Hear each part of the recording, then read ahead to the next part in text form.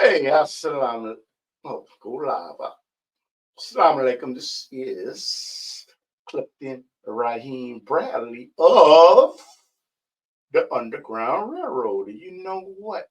It is a pleasure, whether it's the daytime, the nighttime, the afternoon, whether you're in Africa, whether you're in the United States, you in Asia, in Africa, you're in Europe, you know what? You're looking at the Underground Railroad television show. And we will be taking telephone calls. And you know what? It is a pleasure to have a friend on uh, the Underground Railroad television show. Incidentally, we come on every Saturday night at 10:30 Central Time. And I have Brother Enoch. And you probably say, what are we going to talk about? You know what? I'm going to tell you briefly what we're going to talk about, but we're going to be talking about immigration, not just in Chicago, but in New York, California, because what affects one affects us all. We would talk about Donald Trump and upcoming elections. And who knows, you may touch on Joe Biden. Okay. And Brother Enoch, you know what, brother? I want to thank you for accepting the invitation to come on the Underground Railroad television show. And I know you're from Africa. You got anything you want to say? But introduce yourself to the people. Well, my name is HEDRECE Enoch Opare, originally from Ghana, West Africa. I've been in America since August of '81, and I'm glad to be here this morning. Okay. To, Okay, you have anything you would like to say? What you from Ghana? You have anything you like to say in your native tongue, and maybe you have something that you would like to say to somebody that may look at this in Ghana. I speak the Akan language, or the Tree language, and I'm from the central part of Ghana. Mm-hmm. From the Ashanti region and of the Ashanti tribe. Mm-hmm. And I would like to say a few words in my native language. Me edinde HEDRECE Enoch Opare. Na miasmeniaji to come na to semias meet me share something about my native language. Have a good day. Okay, so you know what we're gonna be touching on is immigration. All these subject matters are not only affect Chicago. This is going on overseas too. I want to ask you something, brother. You are from Africa, beautiful country. I've been there and I enjoyed myself in Kenya. I really did. And maybe one day I get the opportunity to go to your country, because I am told that if you can have dual citizenship, if you're coming from the United States of America, if you make a pledge to uplift, not uplift, to help Ghana to build up their country. I mean, is that true from what you know? Do you know anything about that program? Uh, when President Clinton was in office, he and the Ghanaian president were talking about dual citizenship. Mm-hmm. And when he left office, that was the end of it. I've not heard anything about the dual citizen thing. Mm-hmm. Yes. Mm-hmm. Yeah. And let individuals know that you know what you can call in the telephone number. Maybe I better make the telephone call, because sometimes they're listening, but there are millions of people that go on the internet every single second. every second. That's because this is showing this number. That doesn't mean that's reality. Okay, so you know what, brother? I like to ask you, brother, about immigration. Right now, there are people that are coming to the United States of America from the border of Mexico. They went through Central America and they crossed the borders. And the thing is, they're escaping all type of tyranny from these dictatorships. Some of these countries in Central America and Mexico are dictatorships, and the countries are run by cartels, drug cartels. So, what is the reason? I got to follow up. What is the reason that these people? That's the aspects that I know, and they're coming from Haiti. Okay, what are the reasons? Some of the reasons, aspects that, in your opinion, that they are fleeing Central America and Haiti and these other countries to get to the United States of America? Some of the reasons are for a betterment of life. Mm-hmm. The countries that they are coming from, they don't have that opportunities there. Yes. So, and most of them struggle to come. Yes. And so they come for some to go to school, some to get a good job, Mm-hmm. and some to better their lives, Mm-hmm. some to work. Yes. The opportunities are here more than back from where they come from. So Mm-hmm. they come here to be able to send money back home to help Yes. the rest of the family back home. Mm-hmm. And also to get good education. Mm-hmm. Well, okay, going back to the, okay, now these are concrete reasons, but I would like to ask you about what Governor Abbott is the governor of Texas, okay, and what he has done, you know what, to make it a deterrent is to set down buoys in the waters so individuals cannot cross those borders as easily. And some people had died. What did you think about that? I will not say the governor is wrong. He's doing the right thing by his the place he's governor of. Mm-hmm. And it's quite unfortunate that some people lost their lives. Mm-hmm. It's a good thing to be able to have the paperwork or come legally to America. Mm-hmm. So I will say that there are good sides and bad sides of whatever we do. Yes. And he has the right to do what he thinks is good for his community or for his state. Does good outweigh the bad in your opinion? I would say it balances itself. Okay. In the long run. Mm-hmm. Yes.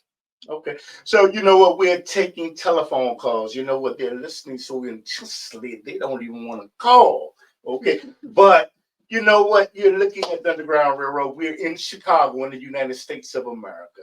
And when we talk about Governor Abbott, the governor of Texas is not getting much assistance from the federal government to stop people from coming into the United States, the borders between Texas and Mexico. Why is the federal government not really doing everything they can to put their input in to stop this consistent flow of immigrants that are coming into the United States of America? Uh, they do their part, and which does not sit well with so many people Yes. of how they are doing things. Mhm. And it's quite good to uh, do things in a balanced way, Yes. For the good of others and to do the right thing. So, as much as as much as I will be saying on that issue, that things can always be improved. Okay. You know. Yeah. Okay. Would you not, we're streaming live on Facebook, YouTube, and all these other social media platforms. And you know what? He's doing the best. What you say, Governor Abbott, is wrong for sending individuals that cross across the border to sanctuary cities. Is he wrong in your opinion? Because he's not getting help from the federal government. And these cities, Chicago, New York, and California, they classified themselves as sanctuary cities. What difference should it make? I would like for you to address that.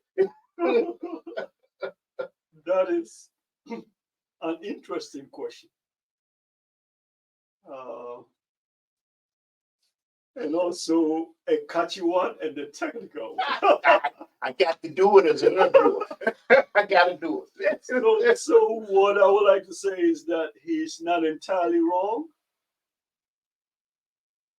and he's not all the way right either. Wait a minute. Wait a minute. Wait a minute. Now, as an interviewer, I got to ask you. I gotta play the devil's advocate. Okay. Right. So how could he be classified as wrong? In the middle. Wrong. In the middle. Okay. If they're not getting the help from the federal government. Explain it to me. That's where the rubber meets the road, they say. Mhm. If he's not getting help, Yes. he's doing the right thing by doing what he knows best to do. Mhm. So for that, I will take off my hat for him. Mhm. And when it comes to the sanctuary cities that are getting the people that are coming through, Mhm. they also need to get the help that the people need for them to be able to be a sanctuary city and help those people. Well, which you know something when you say you need to get the help. Now, if the federal government, they need to get the help. Okay. Now you're asking the federal government to help, and the federal government is against sanctuary city. So can you explain to me why should I help you if if the federal government is against sanctuary cities? Explain it to me. Um, since you put it that way, if the government is against the sanctuary cities, then they are not going to help. The federal government. Right. But you said you said earlier they should help. Yes. But I want you to expand on it. Yes. Due to the fact that the sanctuary cities are helping so many, Yeah. that if the federal government can go around to be able to help out, that will be fine. Mm-hmm. Yeah. So that's as much as I'm going to leave the issue. Okay. Okay. Yeah. You know what I have. My other question to you is in regards to that. If Chicago, New York, and California classify themselves as a sanctuary city. Sanctuary city is meaning that immigrants or people can come in with no ID following the program. If they classify themselves as that, why is the mayor of New York complaining if you classify yourself as a sanctuary city? Why are people in Chicago and New York, because they may be saying this, why are they complaining if they classify themselves as a sanctuary city? I like for you to address it. Can you complain if you classify yourself as a sanctuary city? There should not be any complaining. Um, then again, if they are not getting the help that they need to be able to help those people, and they're having a hard time being a sanctuary city to help those who need a sanctuary, then to some degree they can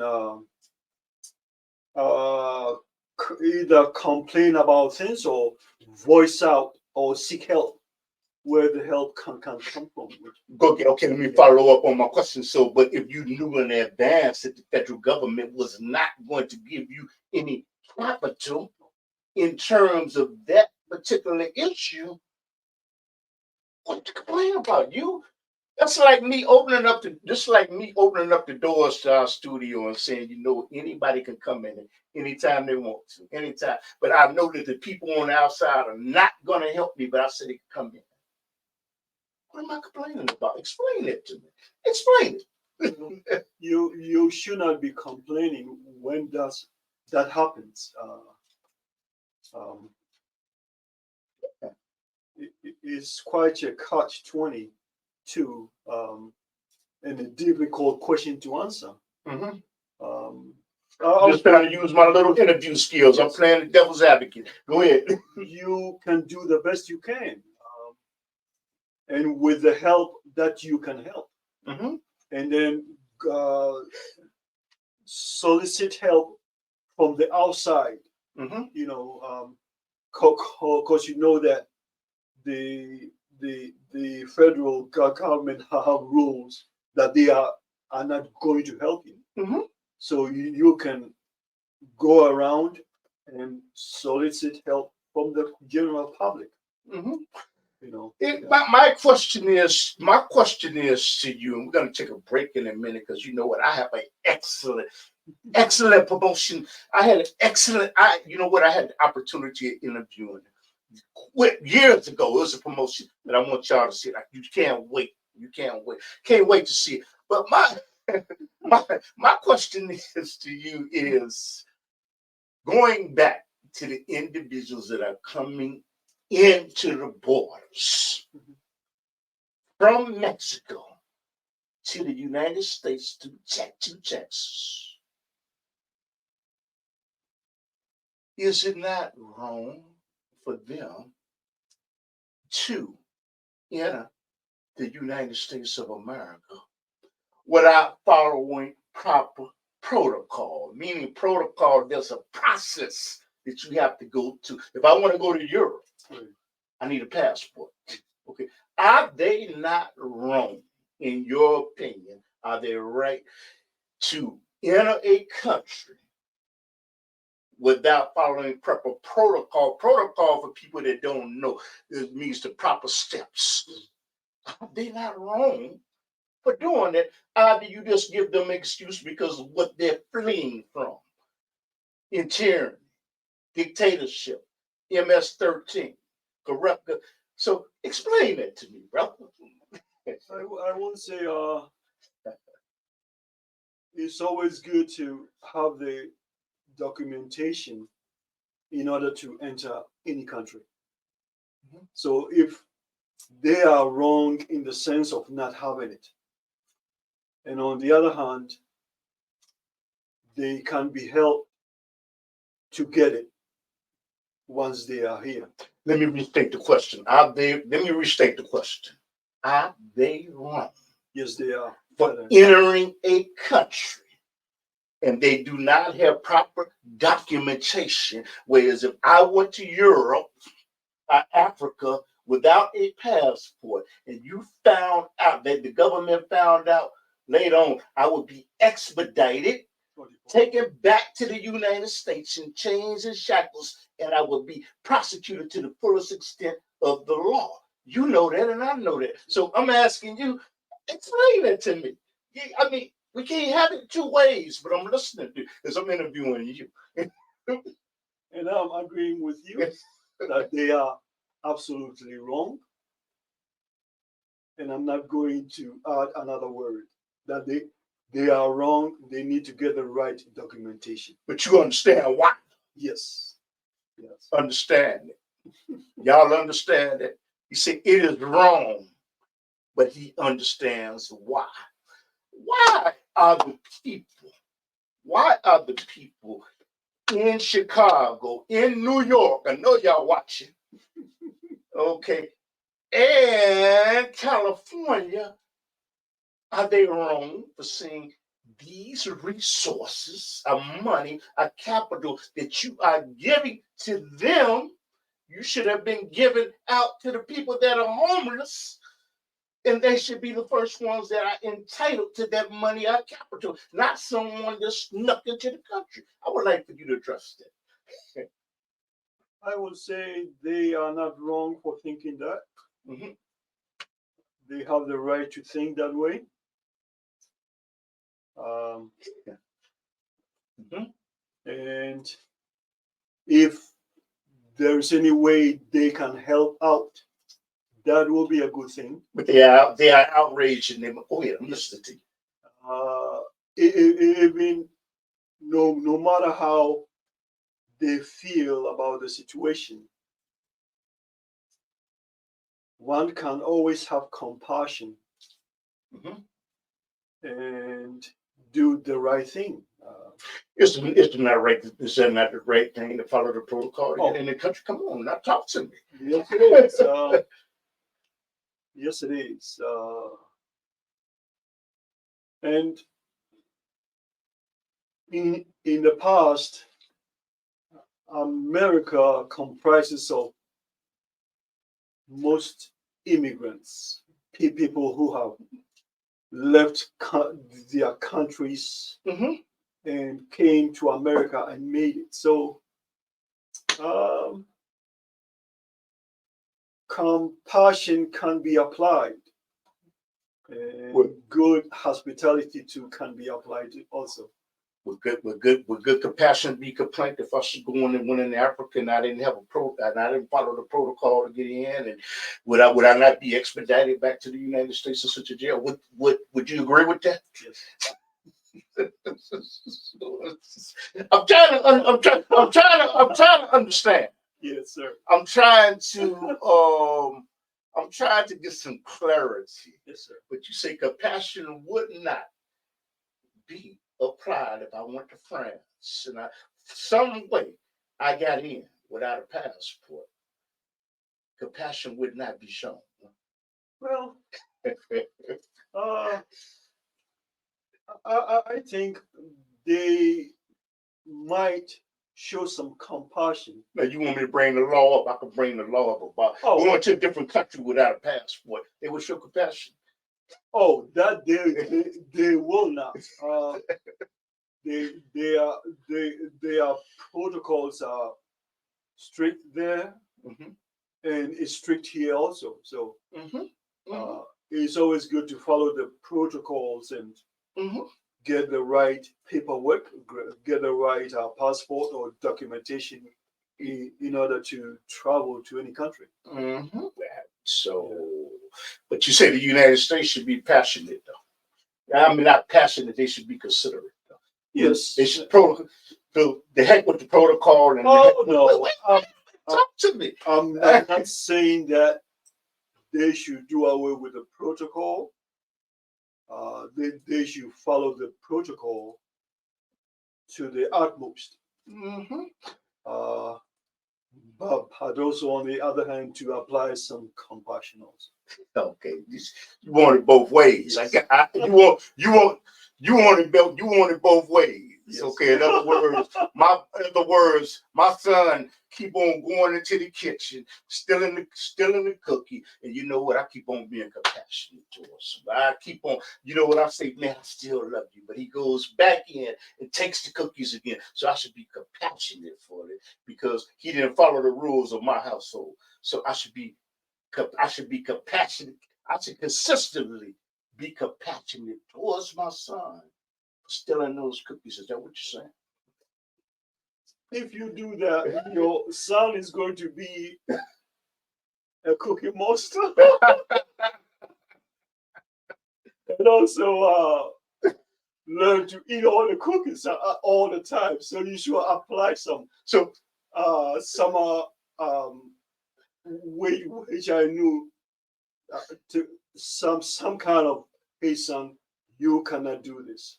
No more cookies. But he consistently keeps on. If he consistently keeps on doing it, should there not be repercussions? I'm not talking about brotherly love or love. Should there be repercussions that are detrimental to make him understand or her understand? Come on, talk to me. Right.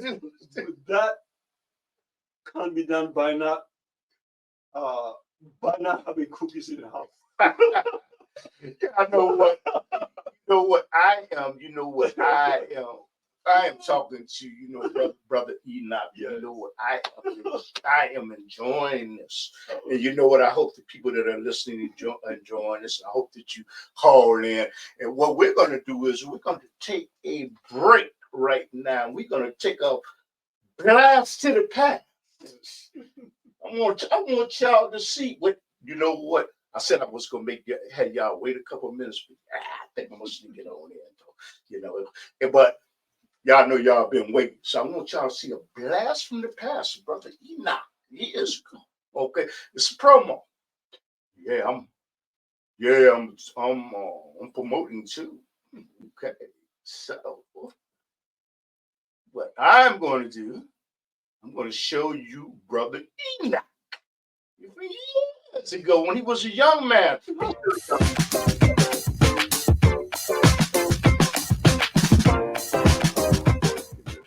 Hello, my name is HEDRECE Enoch Opare from the east side of Chicago, and I would like you to watch the Underground Railroad TV show, which comes on every Saturday night at 10:30 on KTV, channel 19. You can also watch it on YouTube. Now, I'm going to say it in my native language, which is Fi in Ghana, West Africa. If we east side of Chicago, na midini HEDRECE Enoch Opare. Na mepesa mumohe Underground Railroad TV show. Now about 10:30 every Saturday night on Ken TV. That was channel 19. Now ubeti means YouTube. I want to thank you, brother, for doing this promo for the Underground Railroad television show. We are back. Okay, and for individuals that are just tuning in, I think what I'm going to do is have him make an introduction of himself. We're talking about immigration, we're talking about Donald Trump, Joe Biden, but I'm going to have him make an introduction, and perhaps Brother Enoch will say something in his language, his native language.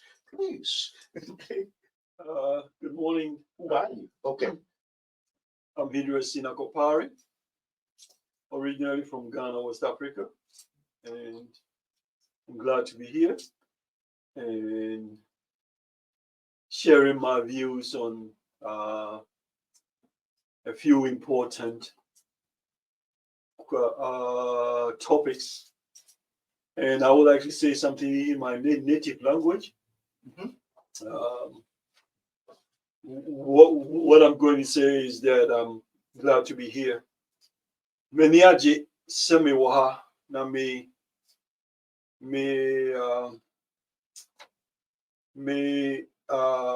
answer some me name is Mr. Cliff so Ekasa.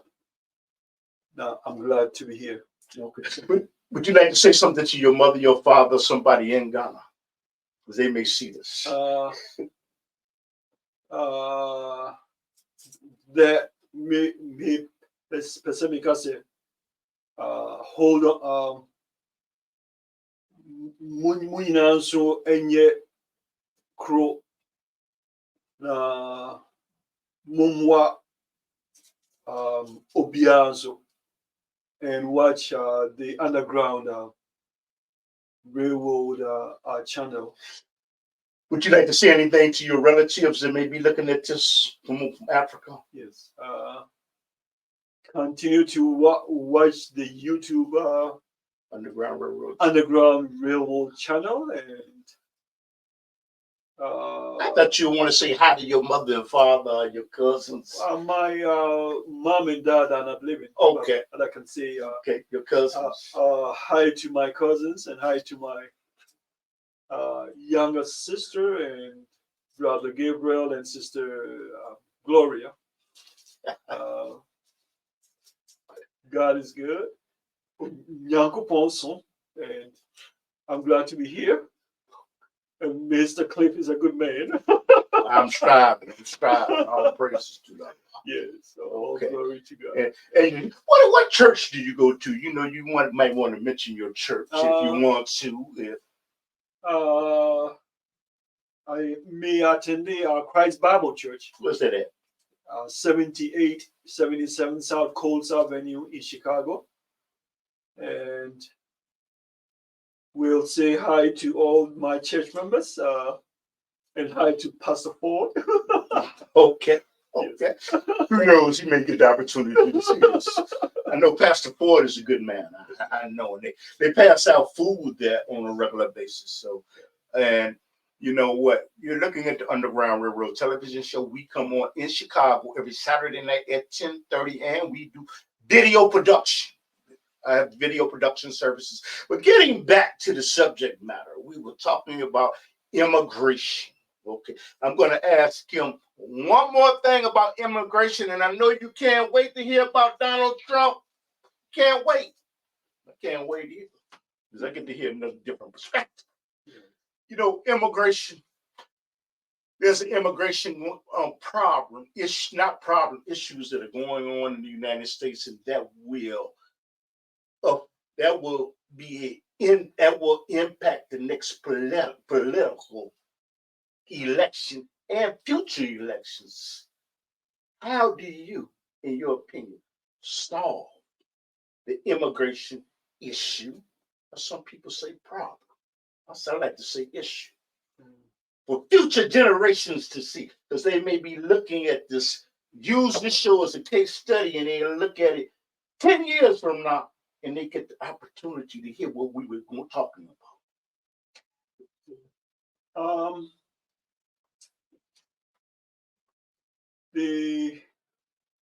Those that are handling the immigration issue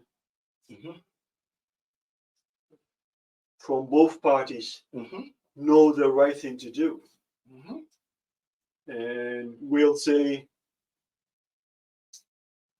that they should work together with each other and come up with something that is going to help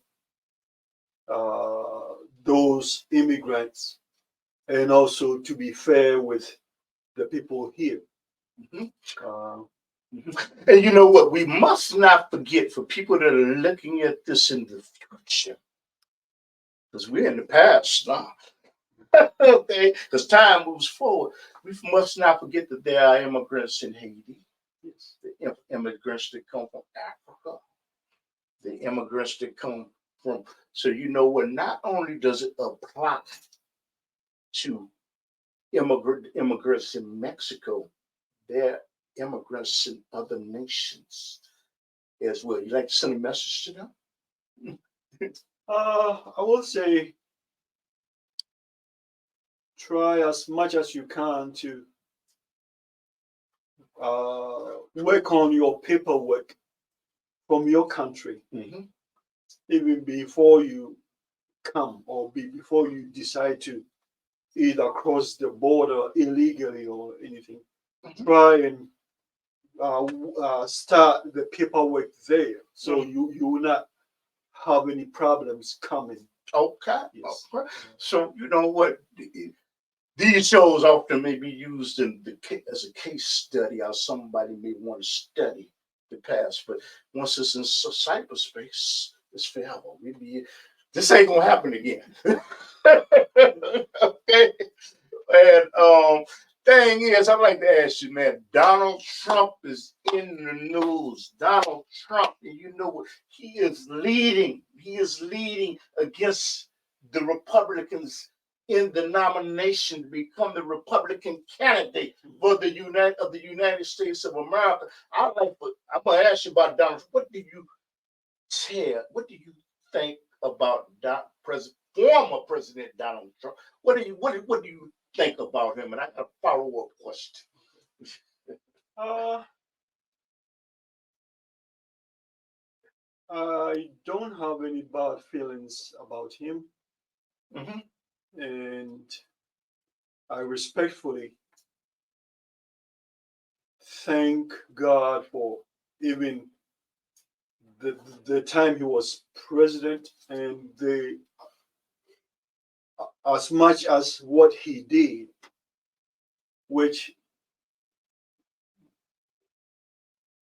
may have been a blessing to some degree and also a dislike to some degree.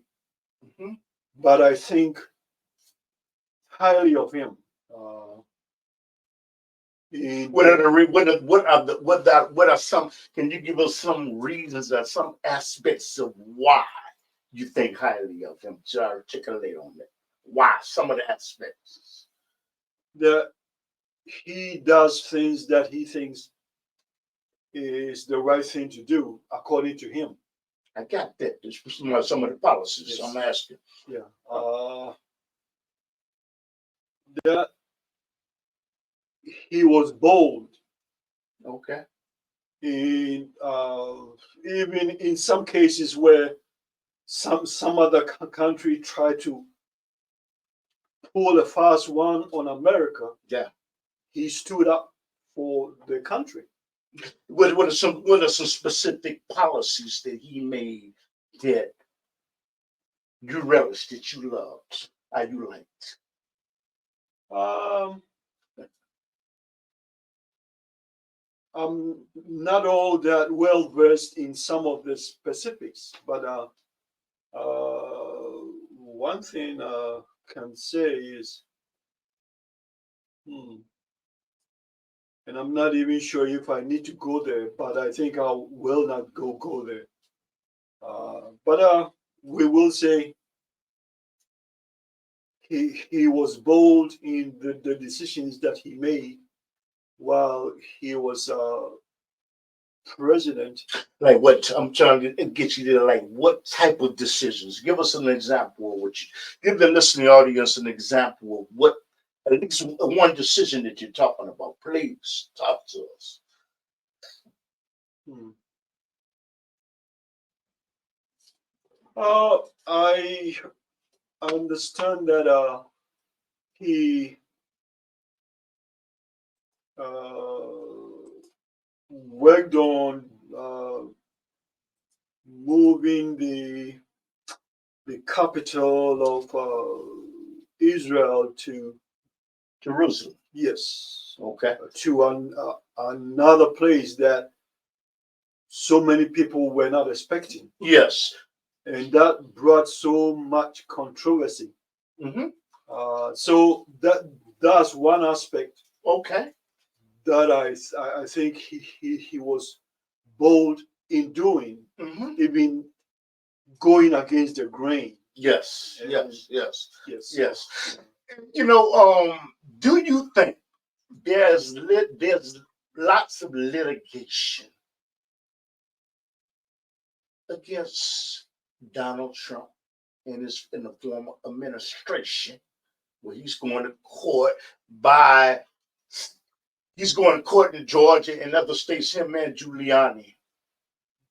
Do you think that the media is picking on him and singling him out because they could have done the same thing with Hillary Clinton about her emails in Benghazi that she deleted? Do you think that they're singling former President Donald Trump out? And I brought up former Hillary Clinton, Congressman Hillary Clinton. They let her go, okay, because of the emails that she had that she deleted. Do you think that they're singling out former President Donald Trump?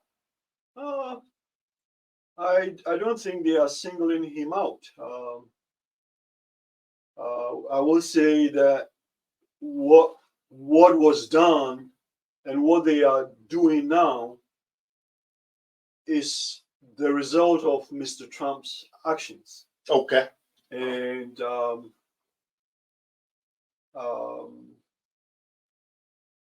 since you brought Mrs. Clinton, yes, I will say that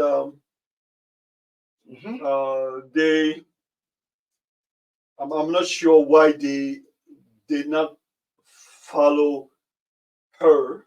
Yeah. And I think I'll leave it like okay. that. Yeah, there were a lot of emails that she deleted that. You know what? This is public record. Those emails were classified. Wow. Classified. Wow. Okay. So they didn't even give a slap on the head. And you know, I like to ask you about Joe Biden. Do you think the U.S. President Joe Biden is incoherent enough to be president of the United States again? Because his memory, I like him. His memory is not sharp because he has gotten older. Okay. And do you think that they should have tests to test an individual's cognitive skills before they become president of the United States? No. This is a touchy subject. Yeah. And I will say that one should be allowed, or that age should be checked when someone reaches the retirement age. They do let that person know. Mm-hmm. So it's not different from being a president, or at a certain point, if the president cannot do his work, mm-hmm. They should let him know, and also that is good to some degree to not allow someone to get too old to be in office. Yes, sir. Where they cannot do what they are expected to do. Mm-hmm. And yeah.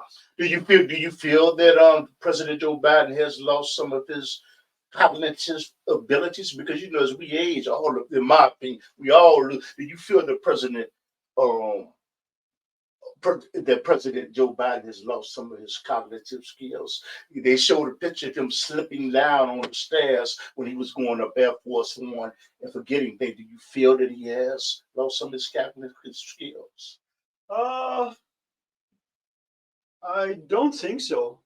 Okay. When someone is going up a stairs and they slip, that's probably an accident. Okay. You know, so is he not? He's forgotten things, but you can say we all forget things. Oh, but that is a definite fact. We all do forget things sometimes. Yeah. You know, and we will say let's keep him in prayers. Yes. and also pray for ourselves also, you know. Mm-hmm. Yeah.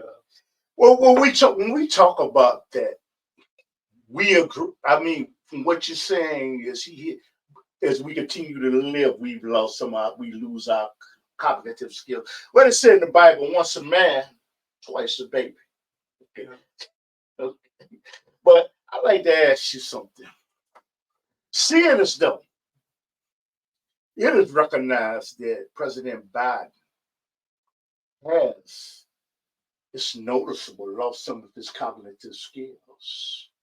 Do you think that other world leaders, which are sharp, President Xi of China is sharp, President Putin of Russia is sharp, do you think that there are presidents that have taken advantage of him, U.S. President Joe Biden, not being as sharp as he used to be, by making provocative actions that they wouldn't have made under normal circumstances? I would say those around him will not allow things to go that far Mm-hmm. when it comes to the decisions that he is going to make. Mm-hmm. So they are going to be firm and look out Mm-hmm. for him when he's dealing with other presidents who are sharp. Yeah.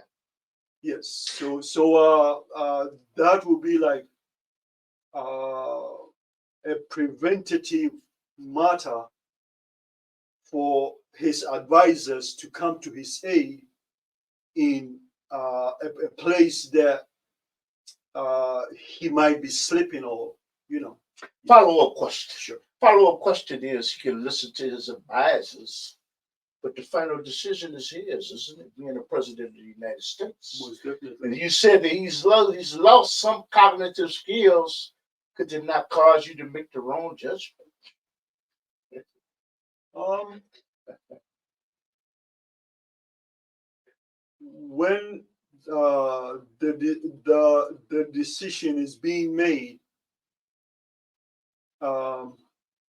and the advisors around him will be able to catch it before it crosses the line.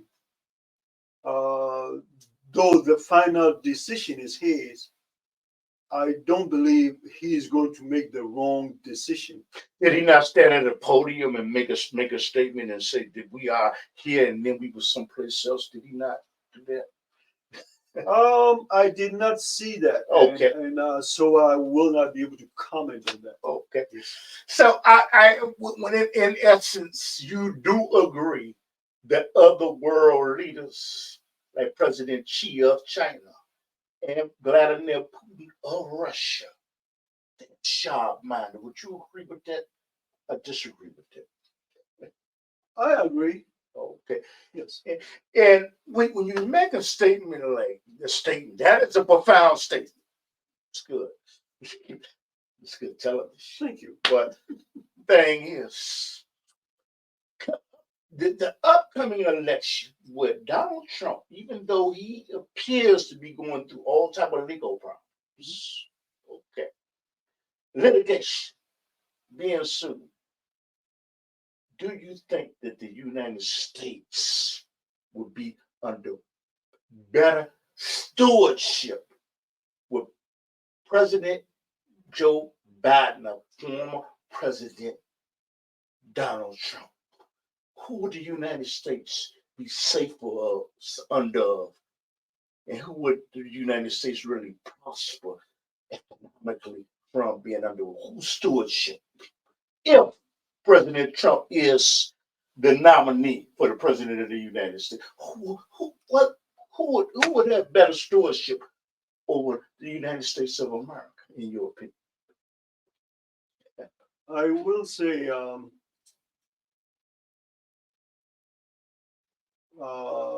Mr. Biden will be the better uh,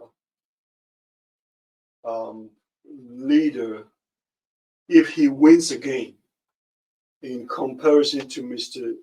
Donald Trump. Why should it? Because of his past history, I'm listening. and um,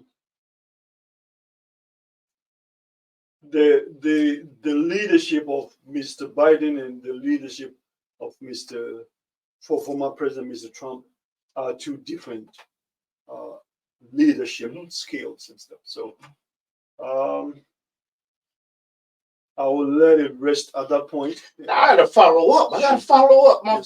My follow up is that you said earlier that you feel that Joe Biden is losing some of his cognitive skills, and you said that he has people in his cabinet to give him advice, but he may not even follow their advice. So you said that he's losing some of his cognitive skills. Come on, talk to me. I'm not sure if I said that or not, and I may have said that. You did, and thanks for bringing that up. Okay. Yes. That's where the advisors come in. You know. But you said he does not need this cognitive skills, so he may not. Doesn't he got to listen to his advice? You said he makes the final decisions, no matter what his advisors say. Yes. Okay, let me be quiet. And even that, he is not going to do that 100% all the time by not listening to his advisors. Mm-hmm. They will, I presume, politely let him know, Mr. President, you are slipping in this area. Mm-hmm. Mm-hmm. You know, and being the human being that he is, I believe without a doubt that he is not going to be all the time not listening to them. Mm-hmm. You know, my other question is to you is the things that are going on with China and Taiwan and the Russians invading the Ukraine. Mm-hmm. Do you think that they would have done that under Donald Trump's watch? If so, yes or no, tell me why. I don't think they would have done that under Mr. Trump's watch. And the reason being, I say, he is sort of a no-nonsense kind of a leader, former leader, which to some degree, he will have fought that kind of aggression, or let them know that, hey, guys, yeah. So I follow up. Go ahead. Yes, I was going to say I know you do have a follow-up, so I will let you bring the follow-up question in. Follow-up question is, you say that would not have happened under Donald Trump's watch.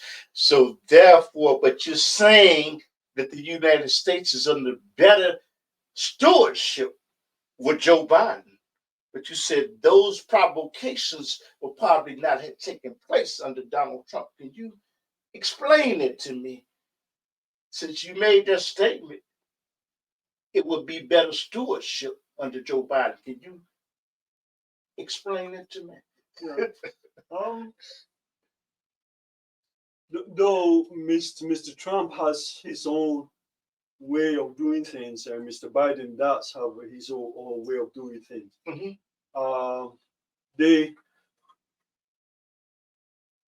Now, there's a different question. This is a difficult question, and no, you answered it earlier. Yeah, I'm listening.